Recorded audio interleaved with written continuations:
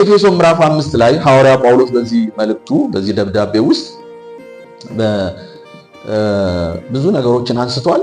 ታውቃላችሁ መጀመሪያ በክርስቶስ ኢየሱስ ስለሆነልን ነገር እየተናገረ ይመጣል አይደል እንዴ? አስቀድሞ እግዚአብሔር እኛን ለምን እንዳሰበን ከዛ በክርስቶስ አሁን እንደገና የተሰጠንን እድል እንደታተምን እንደተጠራ እንደተቀደስን ለምን ዓላማ እንደተጠራን ይናገራል። ከዛ በኋላ ይህን ሁሉ ተናግሮ አንዱ በጣም የሚገርማችሁ ሰው በዚህ ምድር ላይ ሲኖር ስለሚያልፍባቸው ሜሬጅ አባትና ልጅ እናትና ልጅ አሰሪና ሰራተኛ ይህን ሁሉ ነው የሚናገረው ኤፌሶን ላይ ምን አይነት ሪሌሽንሺፕ ጤናማ ግንኙነት ሊኖራቸው እንደሚገባ ያንን ደግሞ እንዴት እንደሚያመጡት ይናገራል። ከዛ መካከል እንግዲህ የባልና ሚስትን ነው የምነግራችሁ። ቁጥር 21 እንደዚህ ይላል፣ ለእያንዳንዳችሁ በክርስቶስ ፍርሃት የተገዛችሁ ሁኑ። አሁን ሐሳቡን ተመልከቱ። ለእያንዳንዳችሁ ይላል። አሁን ስለ ሚስት ስለ ባል ከመናገሩ በፊት መጀመሪያ ምንድነው እያለ ያለ? እያንዳንዳችሁ መጀመሪያ ለማን የምትገዙን ይላል?